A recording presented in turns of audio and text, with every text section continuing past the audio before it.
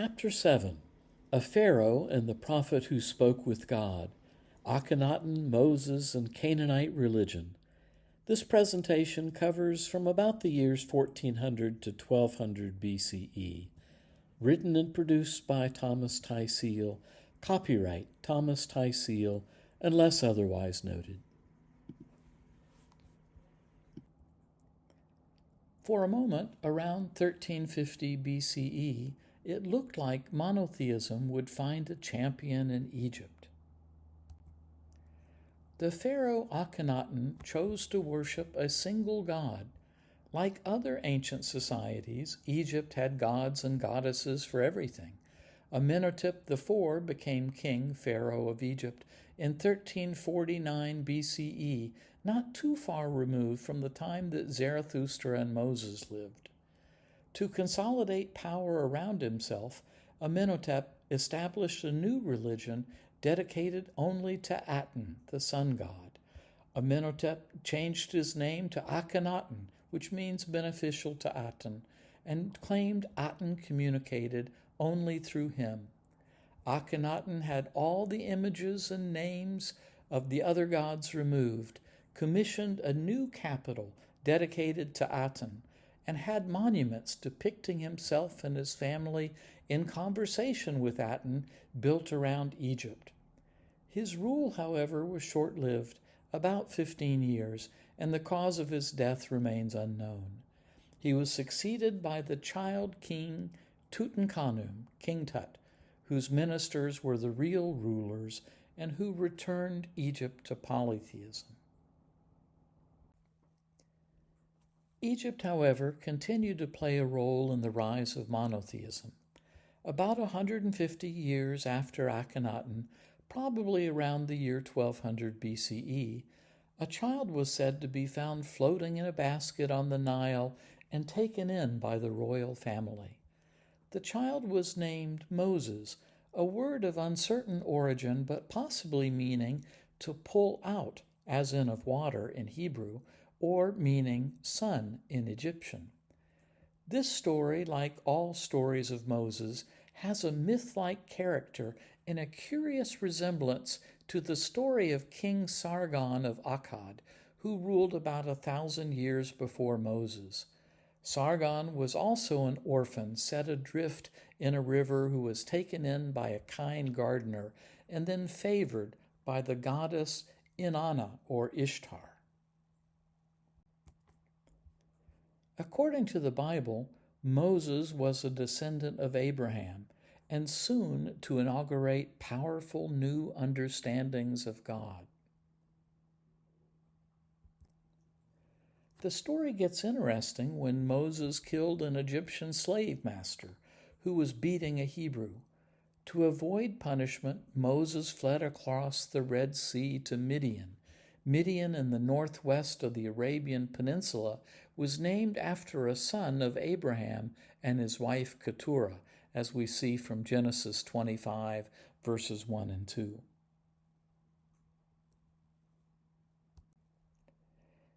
In Midian, Moses encountered the god Yahweh inside a burning bush. Though Yahweh claimed to be the God of Abraham, El, he is clearly different. He is terrifying and insists on distance. The Bible declares Moses' encounter with Yahweh. "Do not come any closer," God said. "Take off your sandals, for the place where you are standing is holy ground." Then he said, "I am the God of your father, the God of Abraham, the God of Isaac, and the God of Jacob." At this, Moses hid his face because he was afraid to look at God. This God was not as accessible as the Canaanite god El that Abraham knew, and was more dangerous. Yahweh would not be easily known. When Moses asked who he is, Yahweh responded, "I am who I am," leaving more questions than answers. Yahweh commanded Moses to return to Egypt and free his people from oppression. Moses returned and asked the Pharaoh to grant permission for the Hebrews to leave, but the Pharaoh refused. God then sent 10 plagues upon Egypt, sparing only the Jews, an event celebrated by Jews as Passover. The Pharaoh then changed his mind, allowing the Jews to leave. As Jews were trying to cross the Red Sea, the Bible says the Pharaoh changed his mind again and went after them. When the Pharaoh's armies tried to cross the sea, the Bible says they were destroyed. Alas, history records no such event. Modern scholarship argues that the biblical account of the Hebrews crossing through the Red Sea is a mythological construct. The Jews likely crossed a sea of reeds, which would have served as barriers to Egyptian chariots if they were pursued. This laid the foundation for the myth. Note that the Hebrew word Yam Suf, used in the biblical passage, literally means sea reed. Translating this as Red Sea was a transcription error of the Greek version of the Bible, the Septuagint. After the Exodus, Moses led his people to Mount Sinai. Its location is unknown. It was likely somewhere in the Sinai Peninsula or in Midian in northwest Arabia. Moses climbed the mountain, leaving his people behind.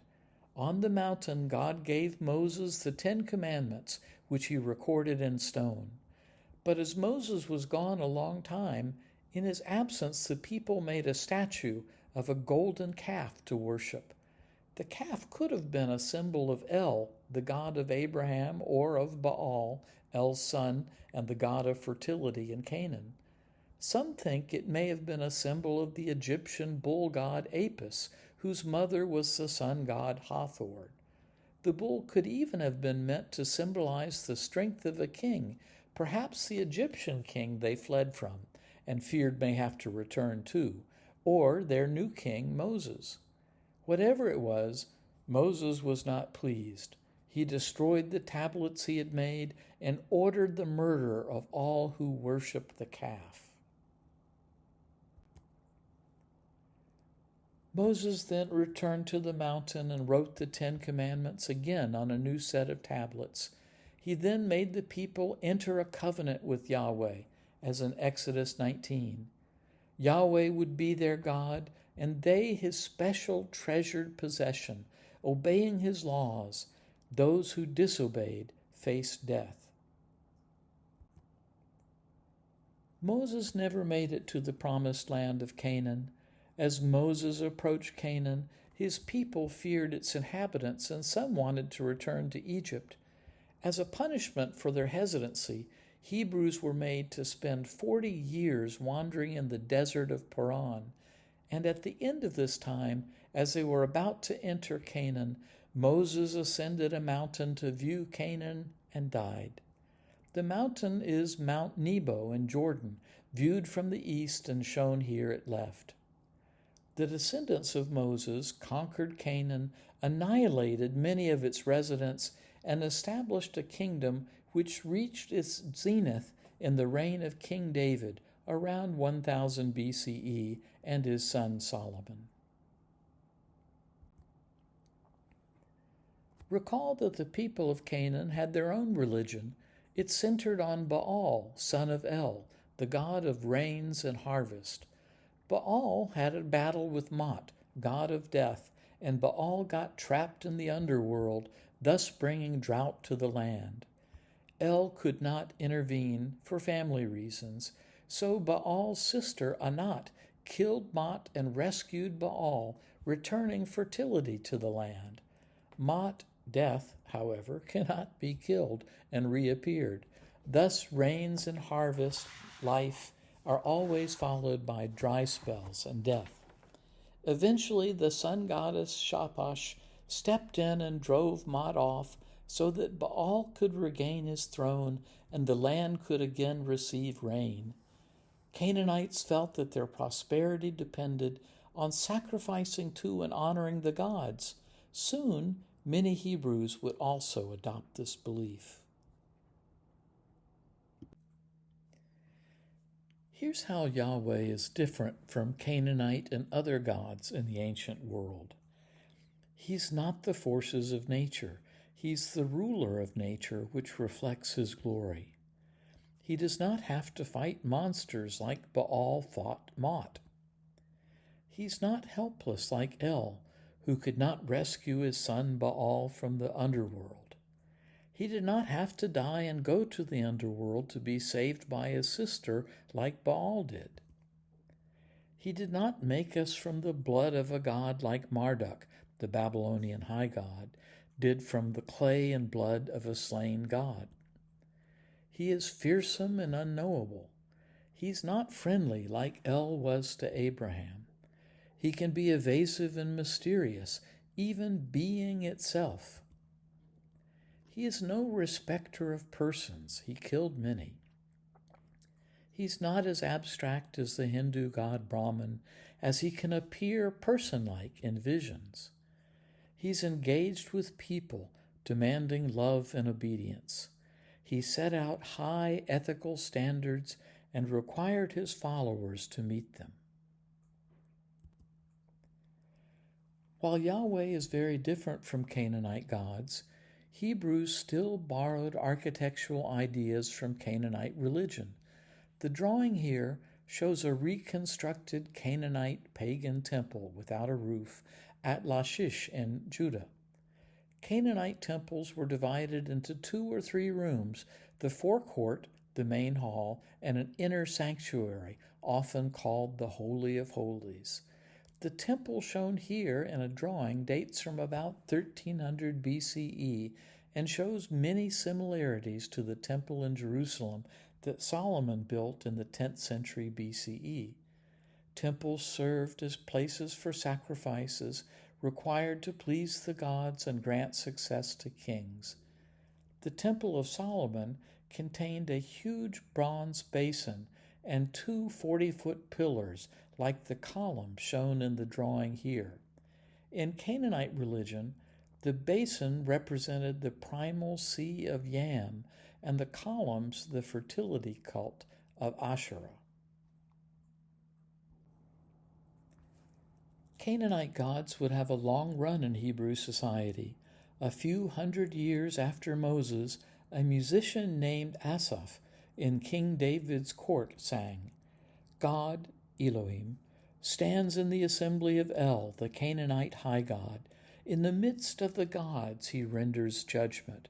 He says, 'How long will you make unjust legal decisions and show favoritism to the wicked? Defend the cause of the poor and the fatherless. Vindicate the oppressed and suffering. Rescue the poor and needy. Deliver them from the power of the wicked. They neither know nor understand. They stumble around in the dark while all the foundations of the earth crumble.'" In the musician's mind, the high god of Canaan was judged because he did not stop injustice, nor did he defend the poor. Justice and caring for the poor was becoming a central concern in Judaism, and that's an important spiritual advance. Despite dissatisfaction with El at the royal court, Canaanite religion, especially the worship of El, Asherah, his wife, and Baal, his son, remained popular with Hebrews for hundreds of years. Resisting these influences became the work of a host of Hebrew prophets and some kings. We'll look at some of these in a later chapter. The ministry of Moses was a watershed event for Hebrews. Moses not only rescued them from an oppressive polytheistic society, but gave them a covenant with God and a binding set of commandments. In effect, he gave them a new identity and a renewed relationship through him with a person like God. There are fascinating parallels between Moses and Zarathustra, who may have lived at about the same time, though quite far apart. Both lived among people who had strong polytheistic tendencies. Both had powerful, unexpected encounters with a divine force, during which they received revelations. Both believed they had encountered the only true God. Both established binding ethical commandments that they received from God. Both men suffered. Both warned humanity about divine justice, and the religions of both still exist. Both also differed from the early exponents of the Tao in China and from the teachings of the unknown sages, the rishis, who began composing the Vedas in northern India a few hundred years before Moses and Zarathustra. Arising out of shamanism, the early teachers of the Tao were focused on the harmonic mysteries and signs they saw in nature. Similarly, the rishis of India passed along what they heard, called Shruti in Sanskrit, or intuited about nature, its gods, and human passions.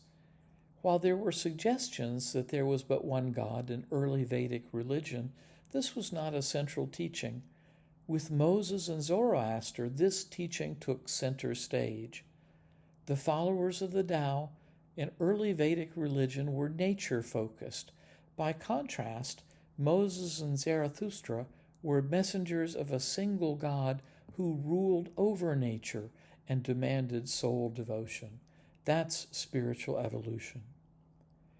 While Taoist China and early Vedic society were both blessed with teachings about moral order, belief in a single God with a single messenger providing a single set of teachings brought a greater coherence to social order, and that too was spiritual evolution. History shows, however, that keeping this order in the hearts of monotheists and keeping monotheistic religion pure is a difficult task. History also shows that in both India and China, more spiritual evolution was to come. We turn next to look at early Greek religious thought and what we can learn from it.